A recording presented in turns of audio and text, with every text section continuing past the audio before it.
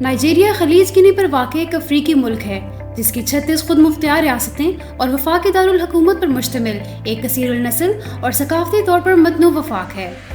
Nigeria آبادی کے لحاظ سے دنیا کا 7واں بڑا ملک ہے جس میں 41% مسلمان اور 58% عیسائی رہتے ہیں۔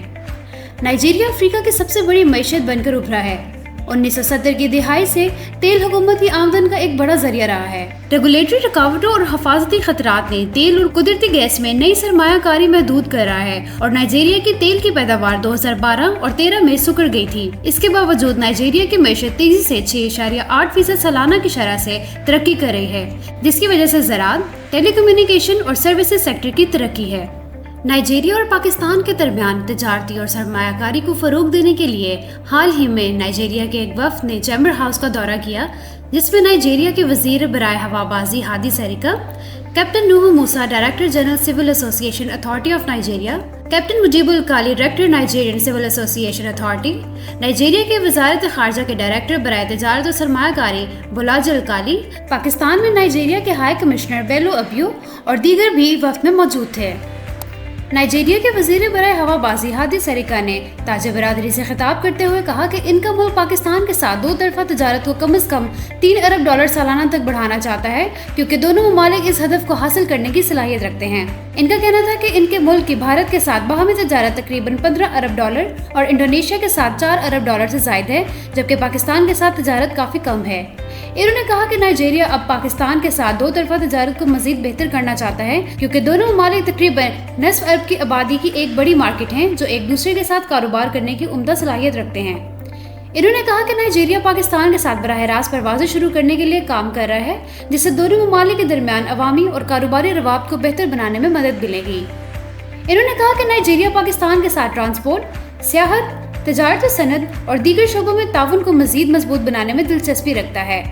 انہوں نے کہا کہ پاکستان کے سرمایہ کار نائجیریا میں سرمایہ کاری کر کے اس کی ٹیکس چھوٹ اور فری اکنامک زونز کی سہولت سے فائدہ اٹھائیں۔ اس موقع پر خطاب کرتے ہوئے ICCI کے صدر احسن ظفر بختیاری نے کہا کہ پاکستان اور نائجیریا کی باہمی تجارت $12 کروڑ سے بھی کم ہے، لہٰذا انہوں نے اس بات پہ زور دیا کہ پاکستان اور نائجیریا آئندہ چند سالوں میں ایک دو طرفہ تجارت کو کم از کم $3 ارب سالانہ تک بڑھانے کی کوشش کریں، کیونکہ دونوں ممالک اس ہدف کو حاصل کرنے کی صلاحیت رکھتے ہیں۔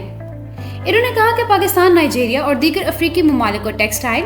چاول، فارماسیوٹیکلز، آلات جراحی، برقی آلات، پروسیسڈ فوڈ، کاسمیٹک اور بیوٹی پروڈکٹس، چمڑے کی مصنوعات، IT مصنوعات سمیت متعدد مصنوعات برآمد کر سکتا ہے۔ انہوں نے کہا کہ دونوں ممالک باہمی تعاون کے نئے مواقع تلاش کرنے کے لیے باقاعدگی کے ساتھ تجارتی وفود کا تبادلہ کرنے کی حوصلہ افزائی کریں۔ ان کا کہنا تھا کہ چیمبر مستقبل میں ایک وفد نائجیریا لے جانے پر غور کرے گا تاکہ نجی شعبے کے ساتھ ملاقات کر کے کاروباری روابط کو مزید بہتر بنایا جائے۔ انہوں نے امید ظاہر کی کہ پاکستان اور نائجیریا کے درمیان براہ راست پروازوں کے آغاز سے دو طرفہ تجارت بہتر ہوگی، لہٰذا انہوں نے دونوں حکومتوں پر زور دیا کہ وہ اس منصوبے کو تیز رفتاری سے آگے بڑھائیں تاکہ اس کے فائدہ مند نتائج حاصل کیے جا سکیں۔ Captain Nuh Musa director general civil association authority of Nigeria, Nigeria کی وزارت خارجہ کے ڈائریکٹر برائے تجارت و سرمایہ کاری بولاجی الکالی اور پاکستان میں تعینات نائجیریا کے ہائی کمشنر محمد بیلو ابیو نے بھی اس موقع پر اپنے خیالات کا اظہار کیا اور دونوں ممالک کے درمیان تجارت و سرمایہ کاری کو فروغ دینے کی اہمیت پر زور دیا۔